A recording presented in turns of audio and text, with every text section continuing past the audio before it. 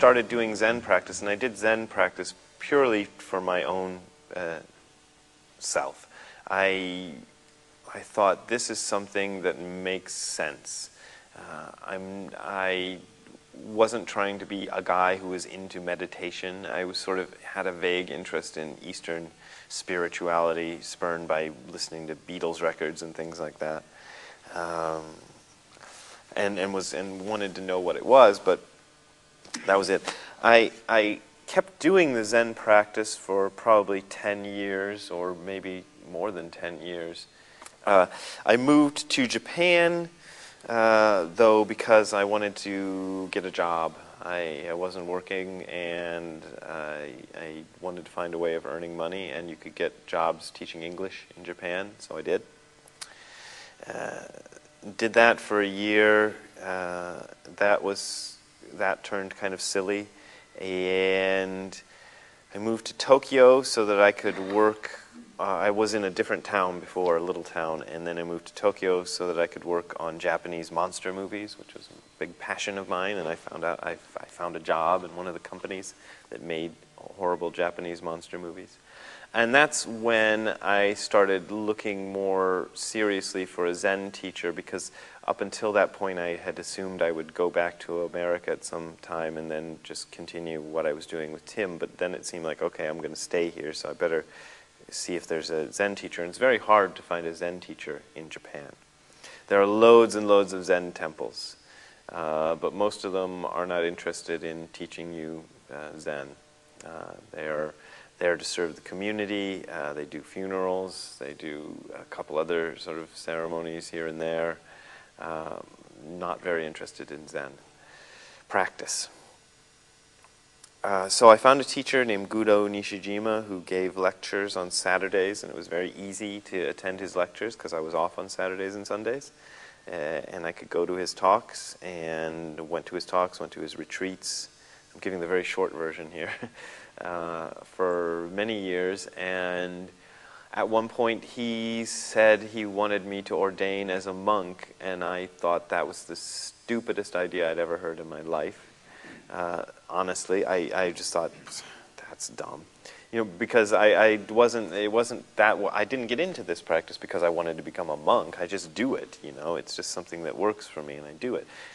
Wrote a book about Zen. I looked at it and I go, well, here's a book which is punk rock and Godzilla movies and Zen all mixed up into one book. Like anybody's going to read that, you know. And because I knew how you send a book to a publisher and get it rejected, I decided to send this book out to publishers and see what kind of rejection notices I got for it. See if they were any more entertaining than the ones I'd gotten for my other books. And I did get a few that were, you know, your typical lazy rejection notices that publishers send out when they don't even bother to read your book. And then I got one that said, we want to publish your book. And I thought, you guys are nuts. But they wanted to publish the book, so I said, okay, you can publish the book. There's no one in the world who is more innately able to understand the depth of Zen practice, just to take my own favorite example, since I'm a Zen teacher, than you are. And putting it off and saying there's somebody else who's better able to do it than me is just an excuse for not getting down to the practice yourself. And I say that to me most of all. Because I know what it's like to believe that, because I enjoyed believing things like that. And it's what gets you over that hurdle, that big barrier of what to do when your Zen practice is no longer exotic and beautiful and holds all the potential answers in the sky, and when it's just you sitting down there with your legs crossed looking at some guy's back in a room. So I got into the Zen practice actually as a musician. I noticed something when I was playing especially if you're playing on a stage in front of people and there's sort of something at stake there, that you have to be very present in that moment. And I found a lot of parallels in the practice to that. Yeah, I mean, the point of the practice is to get into a good practice. I've gone through like sessions where after the third day, it's all I can do just to keep in the room, you know. I really just want to leave and go, fuck this, and get out. And at that point, I'm glad to just be able to sit still and make some kind of show of doing the practice so that I don't really bother anybody else. You know, that's all I'm aiming for at that point. I just, I hate this, you know, kind of feeling. So you'll go through a lot of things, and you know, if you're that's when I start to slump, because I just it hurts and I don't want to be here, and but usually that lasts for a certain amount of time and goes, you know, and then you're into something else. So there's all kinds of phases of practice.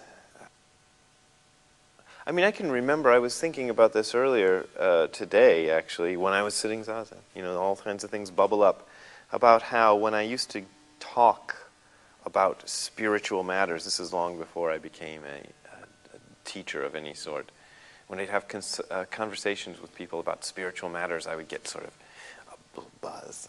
I can remember like physically shaking, you know, like I'd look at my hand is shaking as I'm talking about this. That hasn't happened for years, you know, even though now it's my business to talk about these things. I no longer get any sort of that tingle or anything. So, you know, it's probably just something that's there and is going to pass.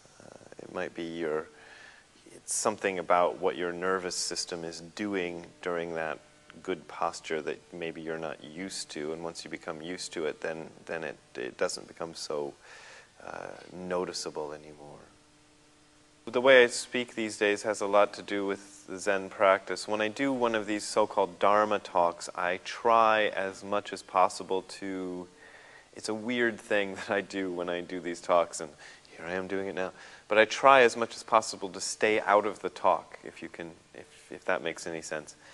To the point, and I don't want to sound weird or anything, but I've noticed this when occasionally it's occurred to me as a writer, as a guy who writes about Zen, that wouldn't it be great if I just, you know, after I give a talk, I should just write down what it is I said, because it's all improvised, and if I did anything good, I can write it down right afterwards and maybe use it.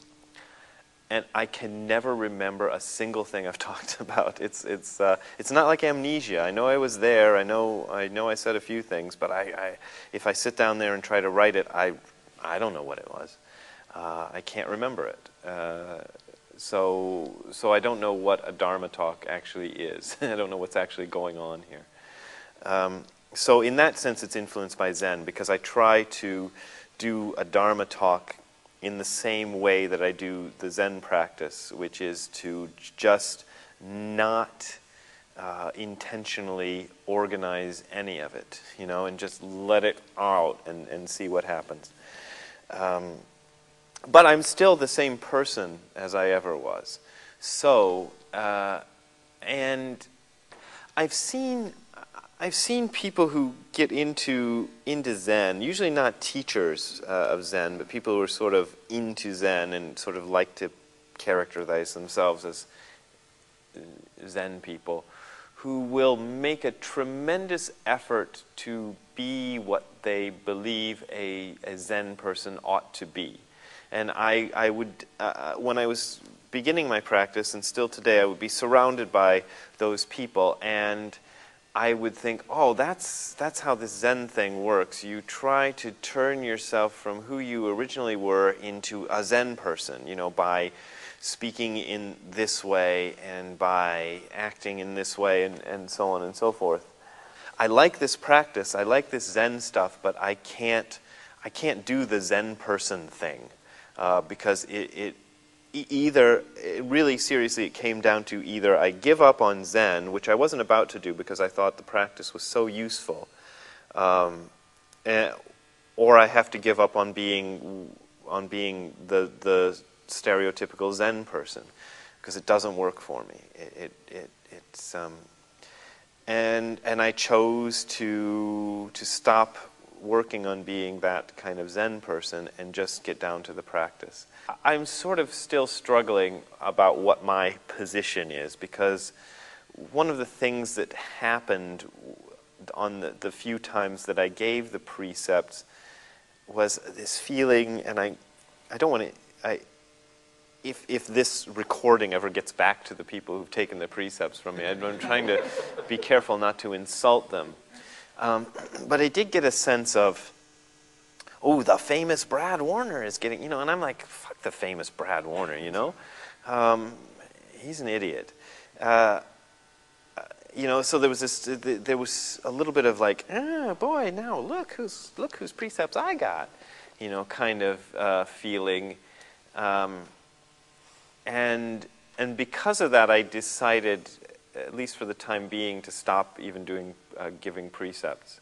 And God forbid I would ever ordain anybody as a monk, because that would probably just go ballistic. Look, which is weird to me, because I don't feel like I'm that kind of person at all.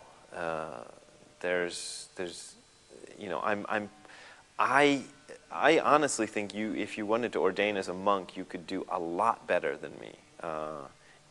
And I have sent people to said, well, if you want to ordain as a monk, why don't you go over there, because that guy's a lot better.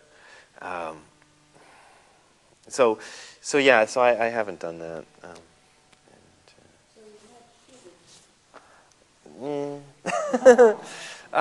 There are people who come and listen to the nonsense I say, and it's weird with me, because and this is a personality thing, I think. I see that if I say you are my student, I'm immediately putting you at a low level, and I don't want to do that. So I don't want to be like, I am your teacher, and come unto me, kind of thing. I think that gets in the way of practice, and I know that a lot of teachers deal with that, and they just sort of overcome it, and that's kind of what my teachers did with me. I think there was a question over here. At one point you said the practice was useful, and in what way was it useful for you? Useful? Yeah. In what way was practice useful? Well, I can give the answer in a sort of negative fashion, which is that when I first started doing the Zazen practice, I was kind of excited about it. It was something new, it was something cool, and it seemed to have some sort of effect. So I would sit and I would feel this kind of evenness and calmness and all the things that you feel when you do Zazen. After a while, I started reading books about Zen and reading about enlightenment experiences. I'd be going, well, I'm not having enlightenment experiences. I must be doing this wrong. Okay, try harder. Whatever you do to try harder with this. How can you do it more? It's like you're trying to, whatever. Anyway. So I'd give it up because I wasn't having the experiences I thought I was supposed to be having. And that's when I saw the usefulness of the practice. Because when I gave it up, the sort of noise and tension level and just general dissatisfaction or whatever it was with life would start to increase. And the first several times it happened, I didn't know why. I was feeling so anxious and unbalanced and strange and so on and so forth.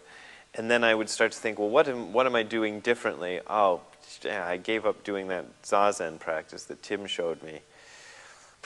All right, and then I would start it again. And this happened on several occasions until I finally said, this starting and stopping is ridiculous. I just need to continue this, and I need to just just understand or accept that this is something I have to do every day. And these days I kind of do it like brushing my teeth. That's why I'm making this gesture. And you don't like get up in the morning and go, should I brush my teeth this morning? Or, no, I guess I can just skip it. And that's the way I feel about Zazen.